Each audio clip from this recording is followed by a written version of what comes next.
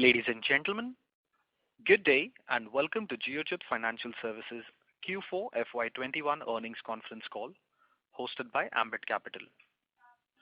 As a reminder, all participant lines will be in the listen-only mode, and there will be an opportunity for you to ask questions after the presentation concludes. Should you need assistance during the conference call, please signal an operator by pressing star then 0 on your touchtone phone. Please note that this conference is being recorded. I now hand the conference over to Mr. Mitesh Gohil from Ambit Capital. Thank you, and over to you, sir. Good morning, everyone. I welcome you all for the call. We have with us Mr. C.J. George, Managing Director, Mr. Satish Menon, Executive Director, Mr. A. Balakrishnan, Executive Director, Ms. Mini Nair, Chief Financial Officer, Mr. Lizzie Johnson, Company Secretary. So I welcome the management team on this call, and without further ado, over to you, sir. Thank you, Mitesh. Good morning to everybody. This is Satish Menon, Executive Director of Geojit Financial Services, and welcome to this full year call for the financial results of FY 2021. Thank you very much for joining. I will just take you through the broad numbers which is already disclosed in our shareholders presentation uploaded to our website as well as to the exchange's website, and then we can open for Q&A. It was of course the best year for Geojit in the history of Geojit in terms of revenues, also in terms of profits. Speaking about the last quarter as well as for the full year, I will just say that there has been a good increase in terms of income and profit. Last quarter, the operational income grew by 47% Y-on-Y, and for the full year, the operational income was up by 39%. For the full year, the total income, including other income, is 426.81 crores, which is 39% higher than FY20. In terms of expenses, for the full year, the expenses are up by 13%, primarily coming in from fees and commission expenses, which is a variable expenses directly linked to the brokerage, and employee benefit expenses. So expenses are up by 13% to 261.64 crores. Profit before tax of 165.17 crores, which is 123% higher than what we declared in FY20, that was 74.11 crore. Total comprehensive income, it is 126.80 crores for FY21 compared to 50.56 crores, which was in FY20, which is shown as 151% growth. Broadly talking about the different sets of income, equity and equity-related income, we closed the year at 319.66 crores, which is a 49% growth from FY20. Financial product income overall saw a 15% growth, of which mutual fund income was 43.18 crores, which saw a 13% growth. Insurance income of 13.52 crores, which saw 18% growth.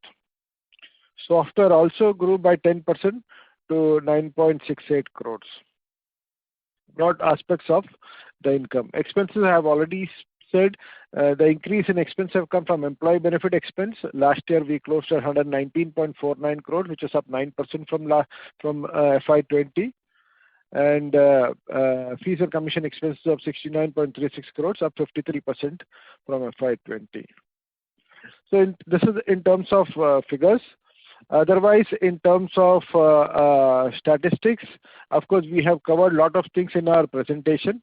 I hope that people listening to this call have gone through the presentation, but just for the benefit of everybody, I'll just touch upon few numbers. So as I said, this is the best year in terms of income, in terms of profit, in terms of income across categories also, whether you call it brokerage, whether you call mutual fund or insurance. In terms of the year went by, of course, we all would be knowing that COVID had impacted the physical movement of people. In spite of that, the financial markets were quite steady, and we were able to increase the income and the volumes. That is in fact true for the whole industry. In terms of Geojit, quite a few percentage of our volume moved towards internet. For the financial year 21, 74% of our total volumes came online, and 57% of the brokerage came online, of which a larger percentage is through mobile. In terms of account opening also, since clients were not able to visit our branches, since the branches were closed on and off, we went to a digital mode of acquiring client. In the last quarter of the last financial year, 80% plus the account open were through digital mode. Our mutual fund equity AUM also grew. We grew 70% AUM end of March 21 compared to March 20, compared to 60% of the industry.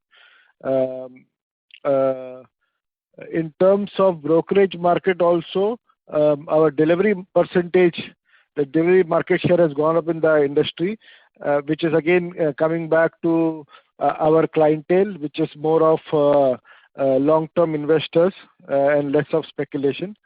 In terms of active clients, including all products, we have close to 376,290 clients compared to 376,000 compared to 326,000, which is also a good growth. So this is as far as the broad numbers are concerned. We will be happy to answer questions if there are any. Mitesh, over to you. We can now take Q&A. Sure. Thank you, sir. Ladies and gentlemen, we will now begin the question and answer session. Anyone who wishes to ask a question may please press star, then 1 on their touchtone telephone. If you wish to remove yourself from the question queue, you may press star, then 2. Participants are requested to use handsets while asking a question. Ladies and gentlemen, we will wait for a moment while the question queue assembles. To ask a question, please press star, then 1.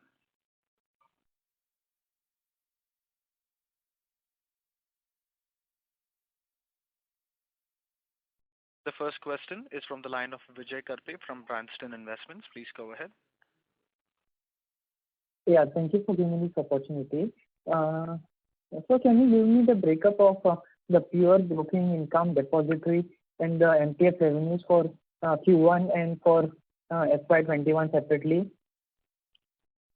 Okay, I will just give you that in a minute. Since it is financial figure, we will take it and give it. By the time, if there are other questions, Vijay, we can answer that.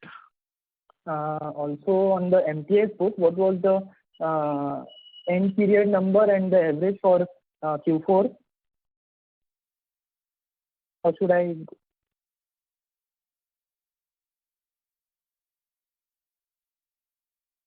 I will give it to you in some time. Okay. My next question is, what is the new client addition target for FY22? How will the tie-up with PNB benefit us? And also, what is the cost of customer acquisition for Geojit? Okay. I would request MD, Mr. Managing Director, Mr. CJ George, talk more broadly about the client acquisition. Numbers, of course, we cannot get into.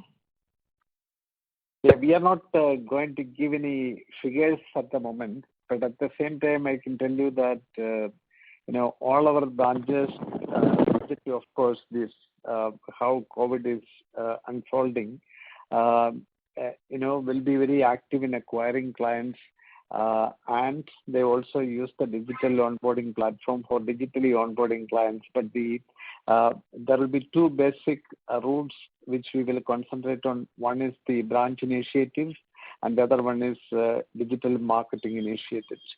So these are the two ways we are looking at. We are not going to share the numbers at the moment, but we are going to be very aggressive. But I can also tell you that we are looking at clients basically who are, people having disposable income and good savings in place, looking for some advice, a relationship. So that is the kind of customer category we are focusing. That is in line with the Geojit's existing customer base. So we will be focusing on that particular profile of customers. They have money to invest, serious money to invest. They value relationship a lot, and they are looking for also some advice. So this is going to be the customer profile we are going to focus on. And we have been getting a fairly good dividend out of this customer profile. So that is what we are going to focus. Of course, digitally, we'll be very happy to onboard anybody who is coming through digital marketing initiatives. So this is what I wanted to say. We are not going to share the numbers with regard to projections at the moment. Okay. Sorry, Vijay, can I answer the other question? Yeah, sure.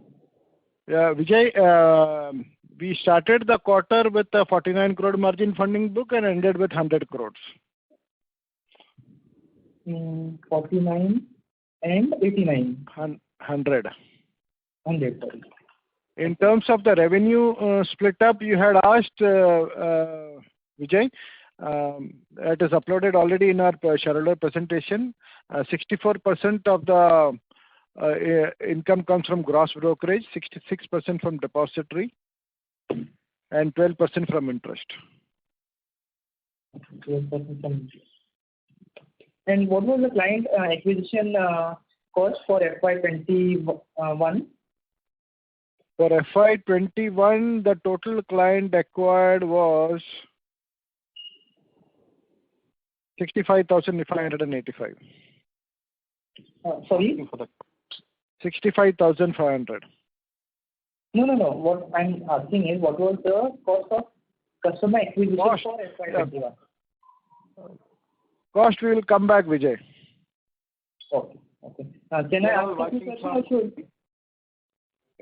Vijay, let me come in between. We are all working from home because there is a triple lockout in the city, so we are operating from different places.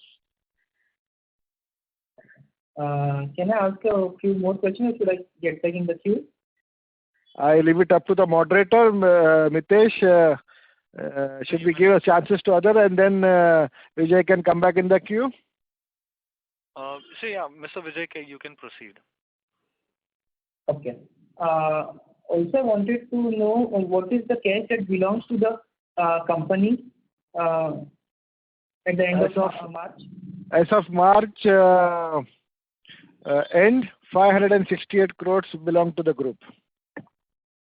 Okay. And what was the insurance premium for Q3 and Q4, if you have those numbers? It was close to... I don't remember I can't get you the numbers as of now, but the last quarter was the best quarter for insurance.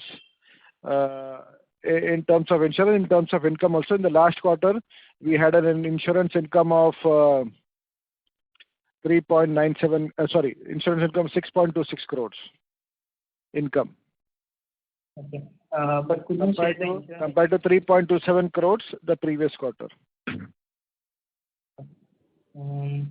But could you share the insurance premium numbers later on? Yeah, I will come back to you, Vijay, on that. Okay. And these are true granular numbers, Vijay. I am not sure whether... Okay, let me see. Okay. My next question is on the mutual fund distribution part of it. Are you seeing any of your clients which are experienced moving on to the direct mutual fund route? Are those numbers alarming? And also, what is your view on the competition which is building up in the distribution space? Because these days, everyone is wanting to get into distribution. Okay, Mr. George will answer. Yeah, I can take that question. Your second question, I will answer first. We are seeing competition, what you said is right. But largely, if you are talking about the competition from the direct space, we are seeing some traction in that. But basically, this is coming from, these people who are financially well educated, who can take their own decision, like the employees of financial services organizations, for example. So these are the people what we have seen moving to direct plans. But at the same time, the market is so huge. such a very big opportunity. We are getting clients who want some advice, want some hand holding for investment, some risk profiling for them. So we are basically active in that particular space. At the moment, we are not seeing a significant competition affecting us. And what was your first question? Sorry. First question. Has any clients moved to direct model? Oh no. So I answered that question. That number was not very big. Okay. Vijay, in terms of insurance collector, I'll give you the full year's number. 2021, it was 45 crores of premium compared to 38 crores for 1920. Okay. And in terms of the last 2 quarters, 22 crores and 10 crores. 22 crores for the last quarter and 10 crores for quarter 3. Okay. I have one last question.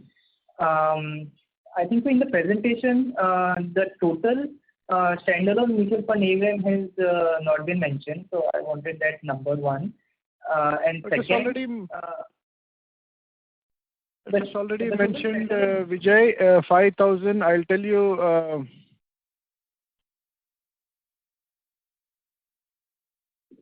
Oh yeah, okay. We have mentioned only the equity AUM, 5,606 crores. That is the equity AUM, and the debt is 546, Vijay. So total makes it 6,154 crores end of March 21. Okay. And lastly, the last question. Any update on the loan distribution business? Have we done anything for Q4? I will answer that question. The impact of COVID was relatively large on this particular business because this also needed some meetings with the clients, etc. So this business is now in this quarter taking some shape, but otherwise there was no number to talk about. But let me once again tell you that depending on how the lockout is withdrawn or the lockout is spreading, so depending on that, this because it's a new business and that needs some amount of discussions and meetings with the clients. So we cannot digitally get the clients onboarded into a loan distribution business. So this is something that we will not commit any numbers at the moment.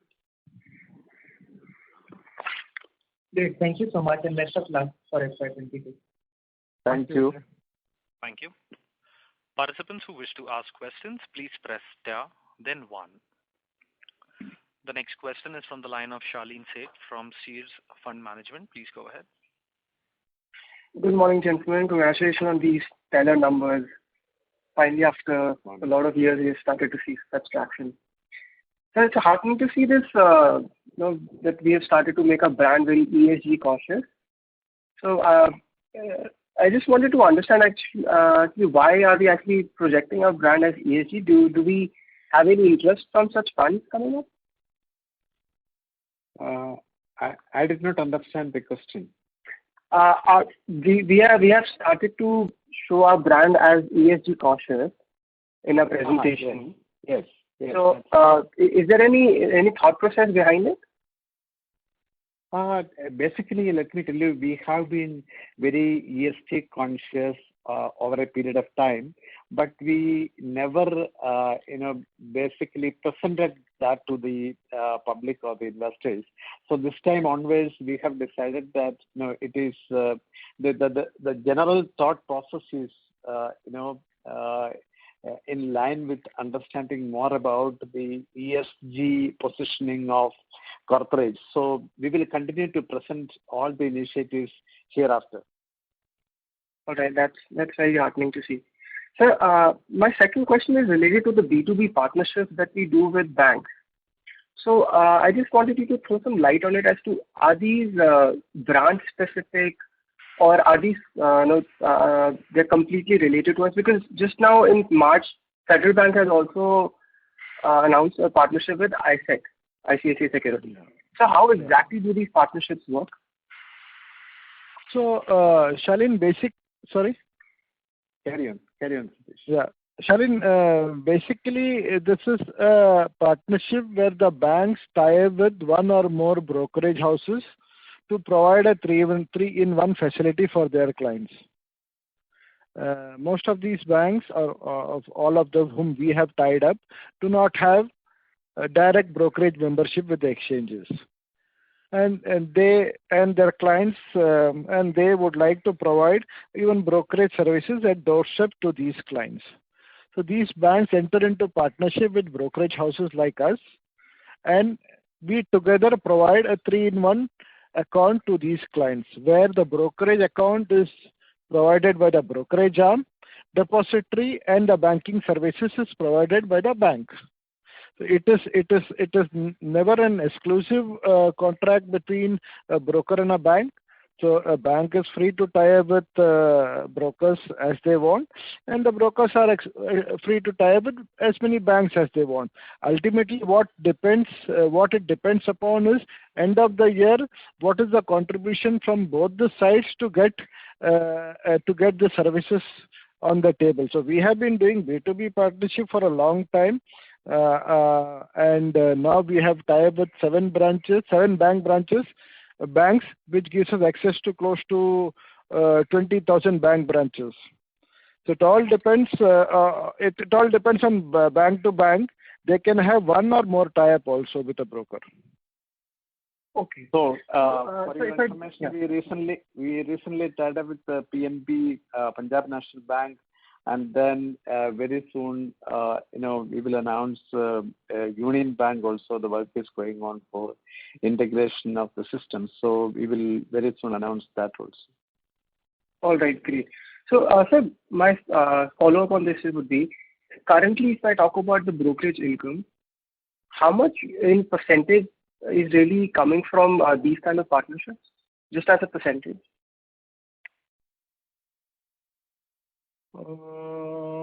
Should be. It is around 5%. 5%? 5%. Yeah, 5%. Total brokerage. 5%. Okay. Of the total brokerage. Okay, that's great. Okay, so my last question would be related to these new products that we had launched, the Steps and Smart Portfolios. How are they really performing? I will answer this question. Smart Folios is doing well. This is basically model portfolios. We have seen significant traction over a period of, this also needed some kind of hand-holding. So currently the total AUM, 60, so to say, 60 crores. is around 60. How much is it? 60 crores. Yeah, 60 crores. 60 crores. Okay. And Steps, I must tell you that we have, it's only one branch that we started in Cochin. That was started along with the last, lockdown of COVID. So in that, it's basically a largely meeting-based business, but that is now shifted to online platform. So we have around 100 paying clients at the moment. So one branch. We want to slowly increase the capacity and increase the number of people as well as the number of branches. We will see a few more branches adding up this year. Okay, that's very interesting. So, sir, in both of these, our source of revenue is through the brokerage, or we are charging any other fees also?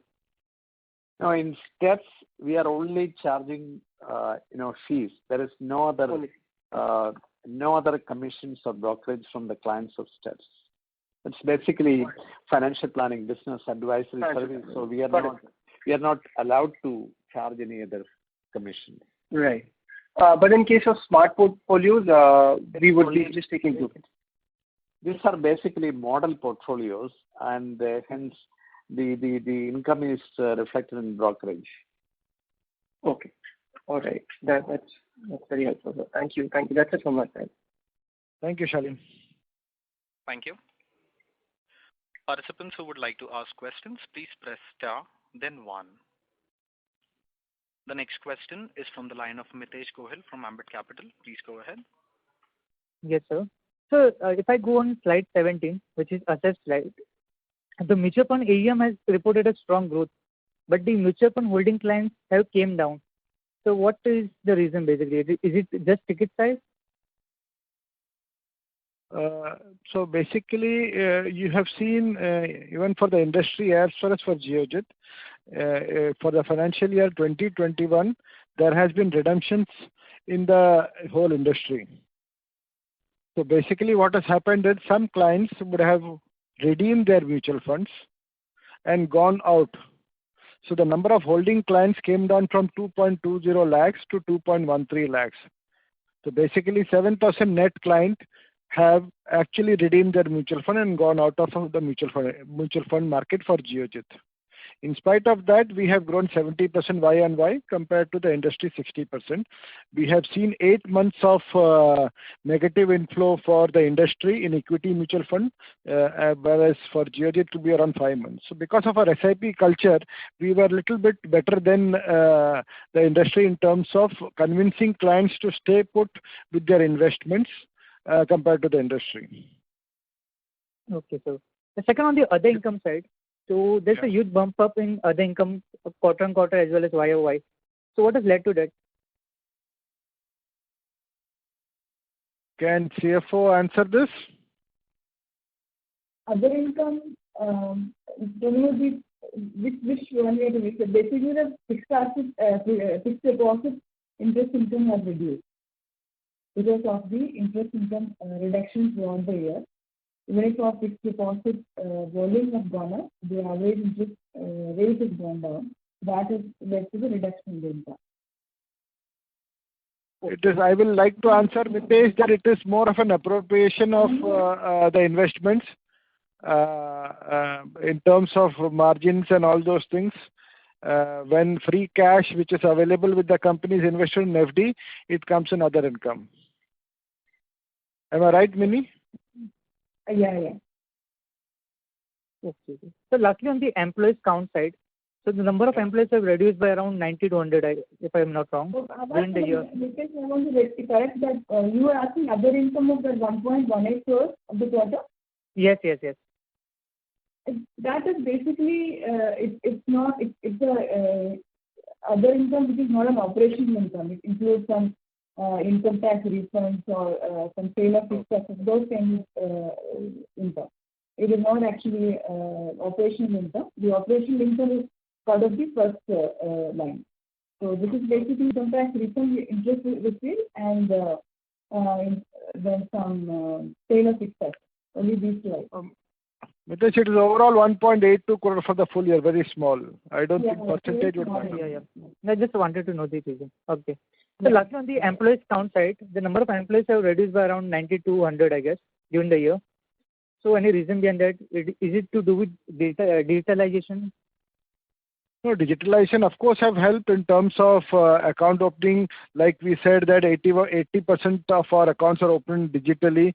In terms of volume, more than 70% for the full year and 80% plus for the last quarter are happening digitally. That gives us savings in terms of infrastructure. Also, most of this reduction has come from this sales people kind of concept where people are not performing, they tend to go. But digitalization effect, Also, let me add one more point. Last year, we saw some people, leaving the organization basically because of lockouts, who were, operating away from home, etc. So we saw some resignations due to that also. Okay. That's it from my side. Thank you. Thank you. The next question is from the line of Chandar Bhatia from CS Fund Management. Please go ahead. Thanks for giving me the opportunity. Good morning, everybody, and congratulations for the great set of numbers. I have a couple of questions. First question is on the employee cost in quarter 4. In 3 quarters, the employee cost has not gone up much, but in 4 quarters, the employee cost has gone up from 28 crore, if I compare with the last quarter, to 35.78. So can you give some color on this? Is it anything in one-off or something else? So this is primarily coming from the variable expenses, Mr. Chandra Bhatia. So the last quarter was the best quarter in terms of brokerage. Even if you look at the increase in the operational income, quarter on quarter, 17% growth. Y on Y, this quarter saw 47% growth. Compared to that, of course, the employee benefit expenses will go up. This is, we have brokerage going up in the last quarter. We have insurance income going up in the last quarter. We have mutual fund income also going up in the last quarter. So most of these expenses are directly related to the income. It's mostly on the incentives paid to the employees. Okay. And sir, other question is about AMC license as AIF manager under International Financial Services Center. So how much investment do you foresee is to be required to be done? And what is your objective or a target to do business there? Yeah, at the moment, what we are looking at is not more than 10 crore of investment to start with if we get the license, etc. And we have this joint ventures outside, and we have significant NRI business. So we are looking to some kind of business getting attracted from the NRIs through the gift venture. Because we are in a position to compete effectively with other competitors in the market when we have an AIF that is operating out of GIFT City. So that's the whole idea. Okay, and so there are incentives in terms of taxation and others, and that's the reason of going to GIFT City? Yes, that's right. Okay, sir. That is right. Okay, sir.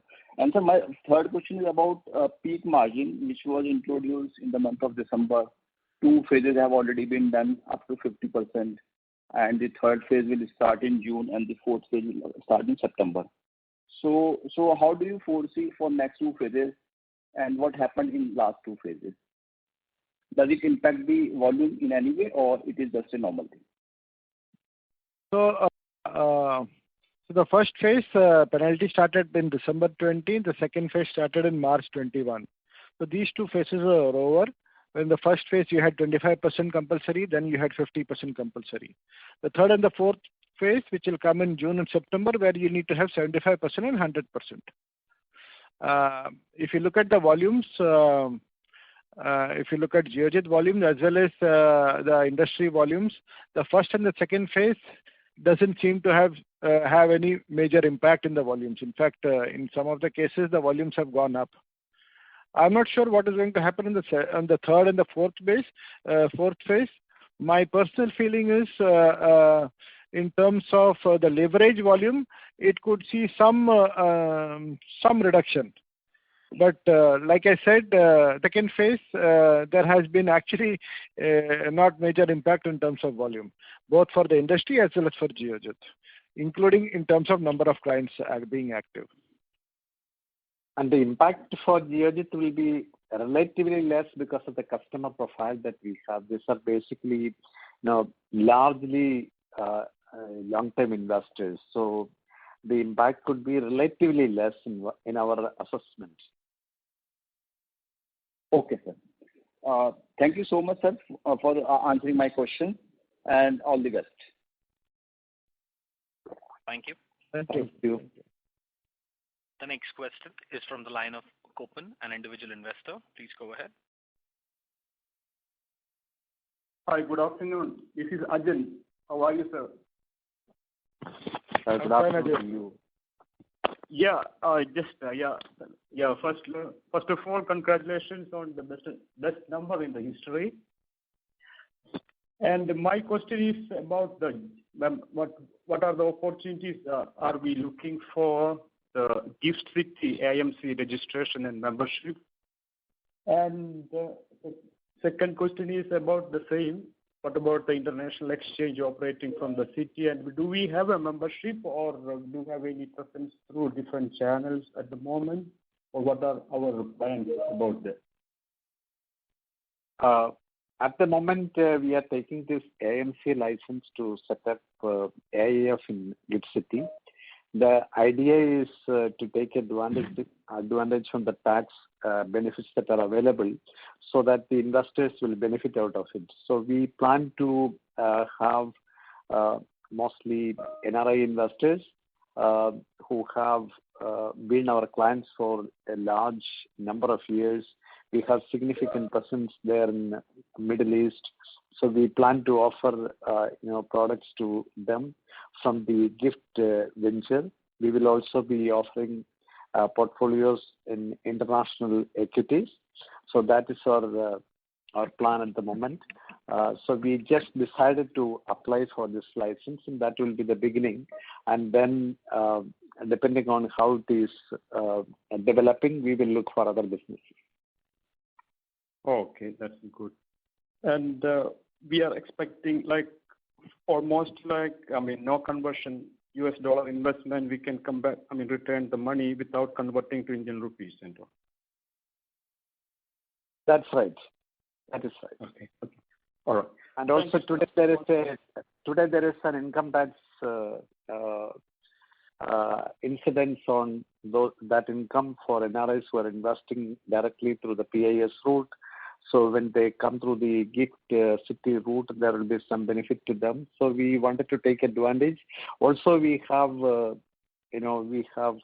through our joint ventures close to 50,000 plus clients from the Middle East alone. So we thought it's an opportunity we must provide to these investors. So that's the whole idea. Okay, because it's a free trade area, I think it's a duty tax-free zone, something like that. Yes, it is. Okay. So what kind of business we are expecting from in near future? We are not giving any projections at the moment because it's a new business we are starting, and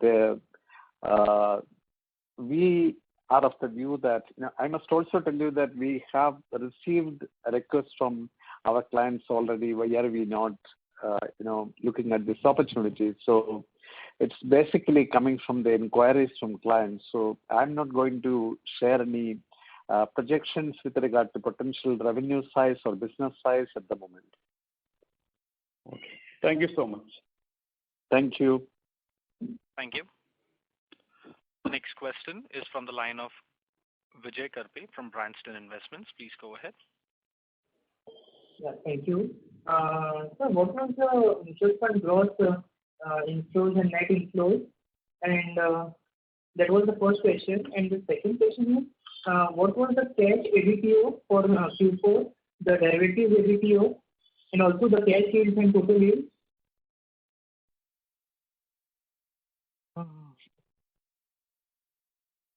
Vijay, in terms of inflows and outflows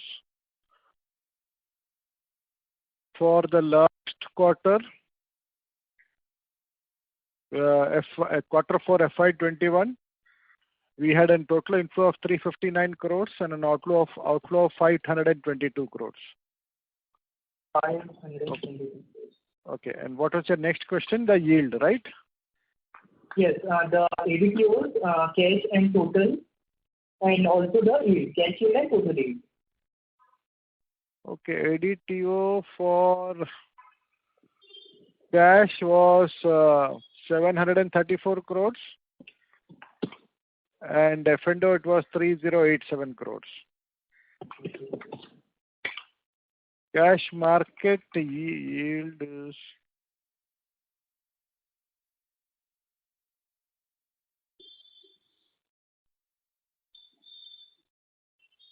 okay for the cash market delivery. The total yield was 0.03% for quarter 4 FY21. 0.03.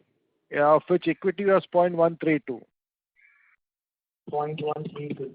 Okay. Just wanted to confirm. So the mutual fund growth outflows were 522 crores, right? Am I right? Yeah. Yes. Okay. Thank you. Thank you. Participants, to ask a question, please press star, then 1.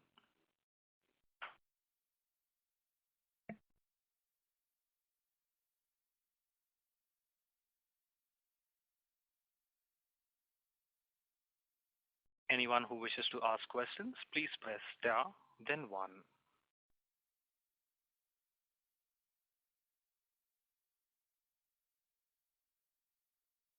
I think, Mitesh, the questions are over. Yes, sir. We don't have anybody in the queue. Ladies and gentlemen, as there are no further questions from the participants, I now hand the conference over to Mr. Mitesh Gohil for closing comments. Yes, thank you so much, everybody, for joining us for the call. I also thank the management for their time and taking us to the 4Q performance. So thank you so much, and looking forward to have back with us. Thank you so much. Thank you, Mitesh, and thank you, Ambit, for organizing this call. Thank you very much. Have a nice day. Thank you. Thank you very much, sir. Ladies and gentlemen, on behalf of Ambit Capital, that concludes this conference. We thank you all for joining us, and you may now disconnect your lines.